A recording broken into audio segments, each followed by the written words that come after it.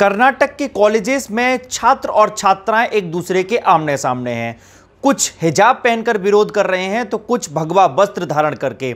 आखिर क्या है ये पूरा विवाद जिसको लेकर पूरे देश भर में इसकी चर्चा हो रही है और इसकी जो पूरी एक याचिका है वो हाई कोर्ट तक पहुंच चुकी है। आइए जानते हैं।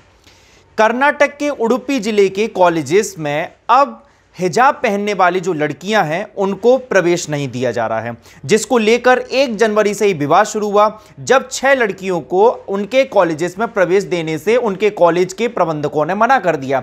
उन्होंने कहा कि नए नियमों के तहत आपको कॉलेज में प्रवेश नहीं दिया जाएगा, जिसको लेकर छात्राएं आक्रोशित हुईं। उसके बाद में वे कॉलेज के बाहर ही धरना प्रदर्शन करने लगी। इसके बाद गर्मा जाती है पूरी सियासत, जब मुस्लिम धर्म की जो छात्राएं होती हैं वो हिजाब पहनकर जब अपने इस कॉलेज में प्रवेश न दिए जाने के कारण विरोध में बैठ जाती हैं तो उनके पक्ष में मुस्लिम युवक भी वहां पर नारेबाजी करने लगते हैं।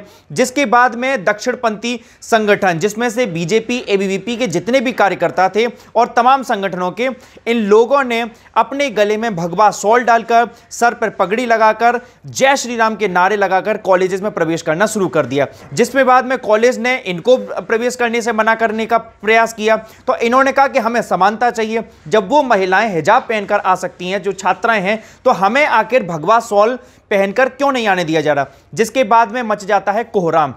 और आज की कुछ ऐसी तस्वीरें आई जब एक लड़की हिजाब पहनकर स्कूटी से उतरकर अपने कॉलेज के अंदर प्रवेश करने वाली होती है, तभी उस वक्त बहुत सारे लड़के भगवा वस्त्र धारण करके, जिसमें वो शॉल ओढ़े हुए हैं, जय श्री राम के नारे लगा रहे हैं और सिर पर पगड़ी बांधकर उस लड़की को चारों तरफ घेर लेते हैं और जय श्री राम के नारे लगाते हैं।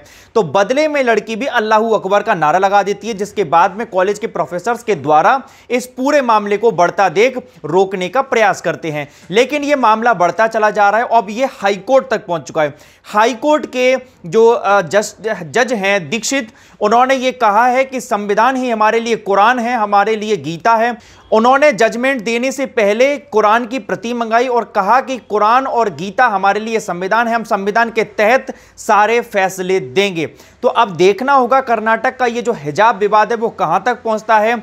और जिस प्रकार की जो मांग छात्राएं कर रही हैं, वो ये कह रही हैं कि 1 जनवरी से जो नए नियम बदले हैं उससे पहले भी हम हिजाब पहनकर आते थे, हम बचपन से स्कूलों में हिजाब पहनकर जाने लगे हैं। ये हमारे धर्म का मौलिक, ये हमारे धर्म के नियम है, ये हमारे धार्मिक नियम है, जिसका जो संरक्षण है संविधान के द्वारा हमें दिया गया है, उसका पालन हम कर रहे हैं। लेकिन जो बीजेपी सरकार है वो यहां पर हमारे धर्म को तोड़ना चाहती है, हमारे धर्म के साथ खिलवाड़ कर रही है और हमें हिजाब पहनकर कॉलेजेस में आखिर प्रवेश क्यों नहीं दिया जा रहा है। वहीं छात्र संगठन जो एबीवीपी से जुड़े हुए हैं और जो जय श्री राम के नारे लगाकर इन लड़कियों के सामने खड़े हो जाते हैं, वो ये कह रहे हैं कि हमें भी समानता चाहिए। अगर ये लड़कियां हिजाब पहन सकती हैं तो आखिर हमें क्यों नहीं तिलक लगाकर, अपने गले में जय श्री राम की पट्टिका डालकर और सिर पर अगर हम भगवा पगड़ी पहन लेते हैं तो आखिर हमें कॉलेज में प्रवेश क्यों नहीं दिया जाता। मामले को बढ़ता देख कुछ कॉलेजेस ने बच्चियों को प्रवेश दे दिया था और कुछ कॉलेजेस ने छुट्टी कर दी थी। लेकिन यह मांग लगातार बढ़ती चली जा रही है कि हिजाब पहनने वाली लड़कियों की तरफ से कि वो हिजाब पहनकर कॉलेज में प्रवेश करेंगे।